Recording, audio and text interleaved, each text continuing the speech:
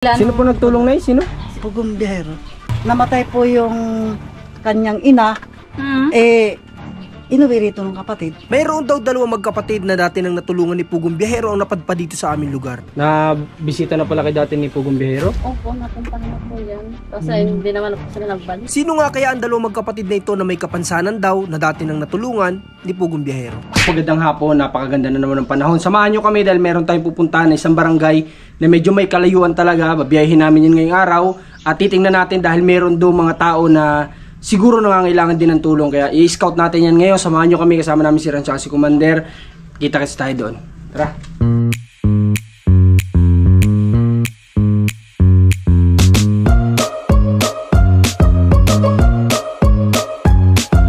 Medyo malayo-layo itong napuntahan namin ngayon. Medyo may nadaanan kami, medyo creepy na nga nadaan na talagang halos wala ng kabahayan. Pero ito kasi yung lugar na tinuturo sa atin. So magtatanong muna tayo dito. Tao po! Ay, ate, saan po yung bilya? Ano ba hinahanap natin lugar? Bilya-bilin? Bilya-bilin? Opo. Sa taas pa po, sa may kampo. Ah, Pag-ahon niyo po maham. doon na yun. Sino ba hinahanap natin? Ano po yung ganyan? No? 200. Pero dito po kayo sa... Ah, okay. Sino ba hinahanap natin? Kagawad yun. Kagawad ng bilya-bilin? Sino po ang pangalan ng kagawad ng bilya-bilin? Okay, pero dyan lang po sa may kampo yun. Kampo, tapo. Pero malayo pa. Pag... Unahan pa nun? Maunahan pa kayo. Sa unahan pa yun. Unahan pa. Medyo malayo-layo po pala. Malayo pa yun. Okay, sige po. Hanapin na lang po namin. Salamat po. Tanong kayo niya, pagkakyatin nyo, kampo yan, may bahay dito. Magtanong kayo. Magtanong na lang kami, okay. Basta at least alam namin, may isa pa kasing daan doon, baka mamaya doon pala. Okay, dito. Sige, salamat po. So doon pa daw sa sa una-unahan yun. Tara. Punta ulit tayo. Biyahe tayo ulit. Mga kopra, ayan o, kopra. Itinuloy na nga namin ang aming pagbabiyahe dahil halos mag-iisang oras na ay hindi pa kami nakakarating sa aming patutunguhan. So dito, meron kasing 2 daan. Ito, hindi namin alam kung saan kami dito pupunta kasi 2 yung daan. So magtatanong ulit tayo. Nandun na pala si Rans, magtatanong na dun. Saan daw? Wala daw yatang tao. Doon sa unahan, tara, may tao doon.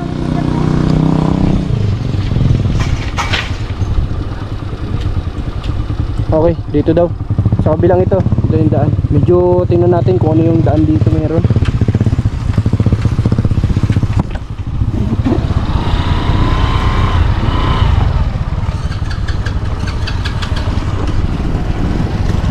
Kung mapapansin ninyo ay napakaswerte din ng bayan na ito dahil kahit kasulok-sulukan dito ay makikita ninyo na inaayos ang daan at karamihan nga ay simentado na rin.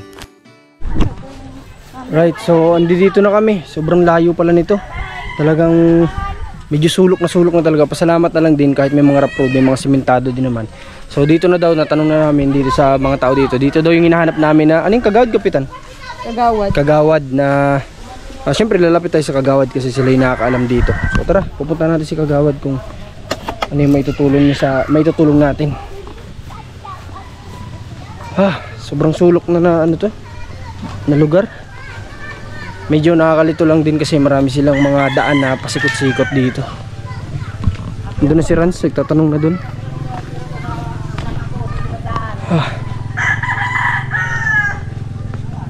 Ano daw? Ay, nasa barangay po, Nay? Bakit po, sir? Mangutang po sana kami. Ay, parang kilala ko po kayo, ay. Ay, kilala. Opo, kasi lumapit po si Kagawad. Ngayon lang po kami nagkaroon ng oras para bisitahin. Sino po yung nilalapit niya? Doon pa po sa una-unahan. Wala pong problema, okay lang po yun. Pwede po magmotor. Sige po, pupuntahan po natin. Ano doon? Sementado. Sementado naman po doon. Sementado po. Okay. Tingnan natin. Ma'am, kilala nyo, mayroon pa pong isa, yung sabi ko sa inyo, magkapatid na babae. Oo. Naano po ninyo yung dati ni Pugong Biyahero. Yun nga, yung pupuntahan sana Kaso nga namin. po, isang taon na po. Ibig sabihin Sa po to. Lotus po yun, inano. Nasa Quezon.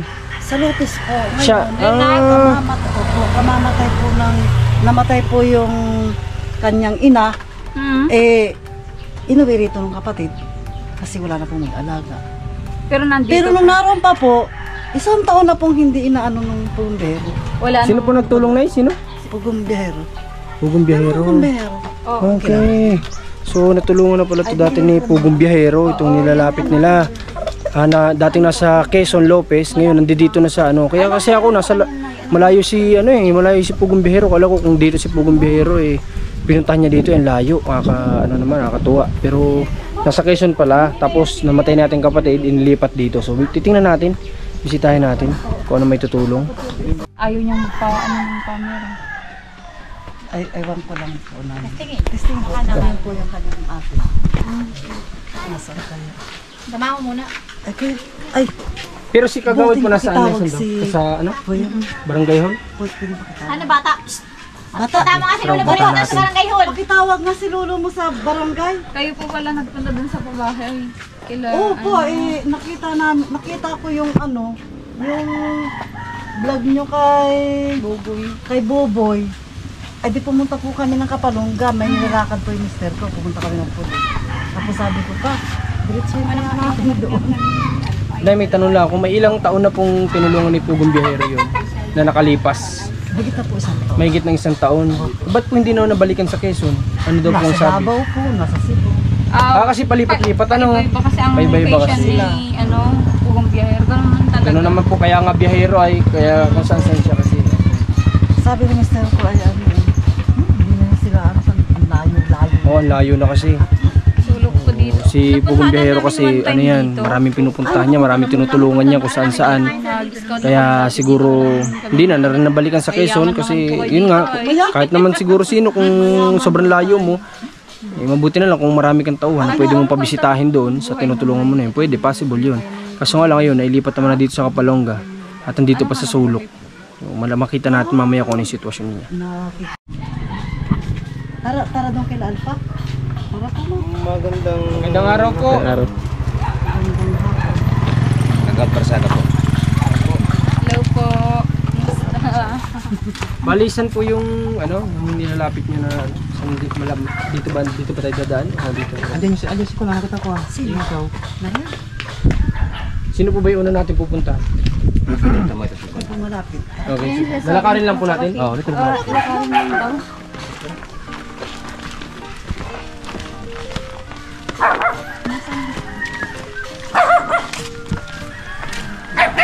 Dito hindi ganun, parang hindi karamihan dito yung bahay sa tingin ko.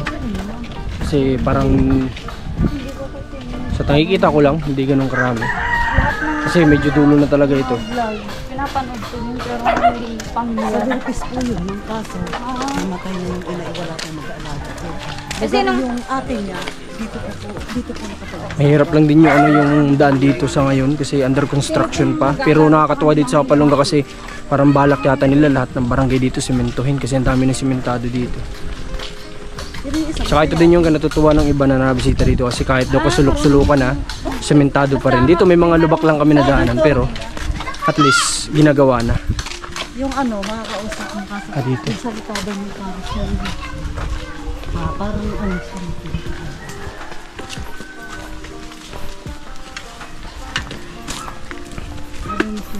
Hindi na ang layo-layo Yata yung natin. yung bahay. Ito po, yan po. Alpa! Alpa!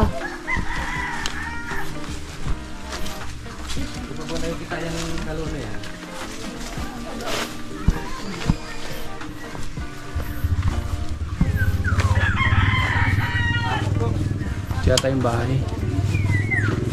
Ito po yung natulungan ni Siya to. Kausapin po niya. Halika!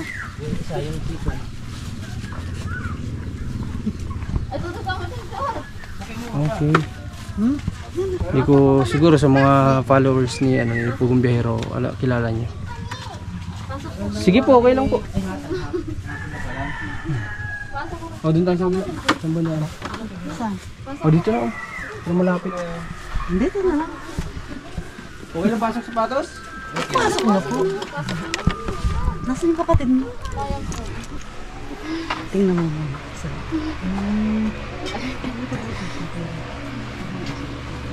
Okay. Magkakapatid po kayo? Opo. Na bisita na pala kay dati ni Pugong Bihero? Opo, napuntahan na po yan. Kasi hindi naman po sila nagbalik.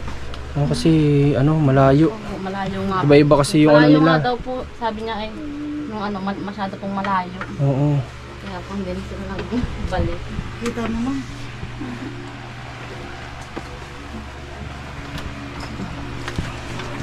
Hi. Babe, ikaw nang vlog? Ito? Ikaw kung gusto mo. Ikaw? Sino sa'yo?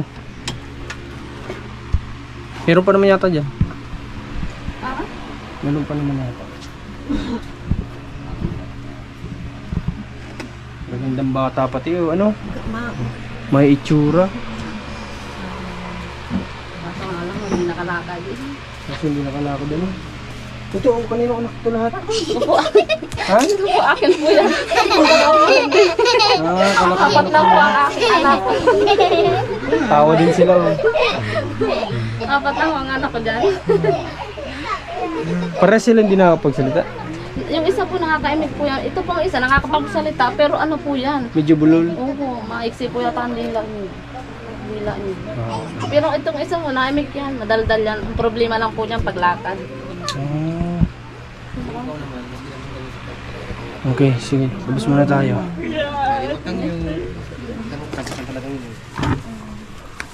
Bukas babalikan namin sila. Kasama pa rin namin si Commander. At schedule natin sila bukas. Alamin natin kung ano yung naging kwento ng buhay nila sa Quezon. At syempre, kung ano yung naging status din ng naging tulong sa kanila ni Pugong Bihero. Bakit ano yung reason bakit hindi na ulit sila nabisita. Unang-una na doon, yung may kalayuan. Kasi ang alam ko kay Pugong Bihero, ang pinakang lugar niya talaga sa Laguna. So, yun nga lang, biyahe siya ng biyahe. Kung sa iba-ibang lugar talaga pinupuntahan niya. Kagaya na lang nung nakaraan, puro ano siya, di ba? Sa, ano yun? Parang bukid nun, sa may mga katutubo. Davao. Sa Davao. Kaya talagang, yun unang reason doon. Kaya, siguro naman, naiintindihan naman nila ate yun, nung natulungan ni Pugong Bihero. Andito kami ngayon sa nilalapit na isa pa kay Commander at inaantay lang namin na dumaan dito sa lugar na ito. Na dito parang medyo kakunti na yung kabahayan dito sa lugar na ito, no? Ay, ilan lang po ang bahay dito? Ito po ba may maraming purok din dito? Na di-divide din ba ito sa mga purok-purok? Banda sa Ilang purok po ang meron dito? Ilang purok ba dito? Ano? Hoy, May mahigit po ba sa Jimalin. may mahigit po ba sa parang lima? purok tres. Hanggang purok 3 lang ganyan. Tres lang po. Okay. So kakunti lang talaga ano. Doon sa purok pa lang makikita natin na kakunti lang talaga yung kabahayan dito. Tapos parang puro kalsada na 'yan, ano, walang masyadong bahay. Bakit? Ba't walang masyadong ano dito kasi malayo? Kasi po itong Nyugan ay hindi naman po pwedeng magbahay sa pag hindi mo Nyugan. Okay. Kasi yung mga dinadaanan, talagang puro nyugan, may mga may-ari May talaga mga niyan, ano? may-ari po, hindi ka naman po pwedeng Kaya wala masyadong bahay. Okay. Dito lang talaga sa parang pinakang sentro ang meron. Ano? ay, ito po sila, kaya sila narito dahil sila ang tao ang may-ari ng Nyugan na ito, taga Kalabaka. Tapos sila parang Sila tenant. Tenant. oo. Kaya pinapirik Kaya sila narito. dito. Okay. Dito po ba na sa barangay nyo, madalas naman nakakapunta dito ang government, ang mga ng gobyerno. Meron naman, may mga nakakapunta naman. Mayroon naman po. Nagkakaroon ba dito madalas ng mga lang program sa mga kabataan, sa mga bata, ganun. Mga halimbawa basketball, ganun. Halimbawa po ay pa-feeding program sa mga bata, Sa bigay ng daycare. school supply, mga ganun. Mayroon din. Meron naman, Meron nakakapasok dito. naman sila dito. Mayroon naman po. Maganda po yun. Para kahit paano kasi ito talaga may kalayuan talaga, sulok na talaga. Mabuti na lang, maganda na yung kalsada ninyo na sa ngayon. Ano? Maganda na po. Maganda na, may ilan na lang na hindi under construction pero the rest naman okay na. Oho. Kaya madali na sila dito makakapasok, wala nang reason. Minsan, si Mayora, ng ayuda, bigas, mga ganun. Maganda po yun. Para nang sa ganun wala nang reason kasi dito para hindi pa mapasok to. Maganda na yung kalsada. Okay, so mamaya antayin natin yung natin lang namin tutulungan ni Commander dito sa part naman na ito ng lugar. Dito lang talaga siya. Grabe yung daan. So grabe yung ano dito. Walang ibang Masukal. daan dito na ano. Yan, once again mga malpong viewers, ano yung dinadaanan namin at ito na yung ano natin, talagang pinaka-thrill na scout May nilalapit po sila ngayon. Ayun, nakakatakot na dito sa lugar na ito. Nakakatakot na dito. Dulong-dulo na talaga. Tsaka makita nyo naman, oh, halos wala ng kabahayan dito. Talagang puro ano na lang, puro damo, puno yung makikita natin dito. At may isa lang dito nagsusulo na bahay. Parang patira lang yata ito dito si tatay, yung tutulungan ni Commander dito. At bukas, maagang maaga, pupuntahan natin yung magkapatid na may kapansanan na tinulungan ni Pugong Biyahero. Maagang maaga kami bukas sa alis para bisitahin sila.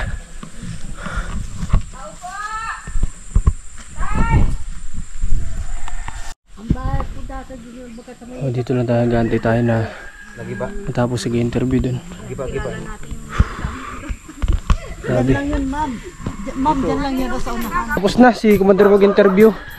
At si tatay medyo mahirap lang siya kausap kasi may kapansanan. Pero panoorin nyo na lang sa vlog ni Commander para makita nyo kung ano yung sitwasyon din ni tatay dito na gustong tulungan ni Commander. At ngayong araw siguro babalik na rin kami kasi talaga may kalayuan to. Medyo padilim na rin. Ayan, nakita nyo naman. Siguro may 5:30 na ng hapon, ganyan, o mga magsi-6 na. Kaya kailangan makabalik na rin kami kasi sulok na to, medyo delikado dito. Pero yun nga, since ito yung trabaho natin o mission, so kailangan natin itong gawin. Kailangan natin sumuot sa mga ganitong lugar. Sige, nakabidyo ako. Sige, kagitin mo ako, nakabidyo ako. Sige, ano, nakabidyo ka, kumagat ka. Yan kasi dito. So yun, siguro hanggang dito na lang muna yung vlog ko. At abangan nyo bukas magiging vlog natin di sa magkapatid. Di ko pa alam ang kwento ng buhay nila. Bukas pa lang natin yung malalaman. Maraming salamat ulit. Supportan nyo Marcos TV channel, Commander Marcos, Rans TV. Lagi kaming nandito dahil lagi rin kayo nandyan na sumusuporta sa amin. Maraming salamat po. God bless.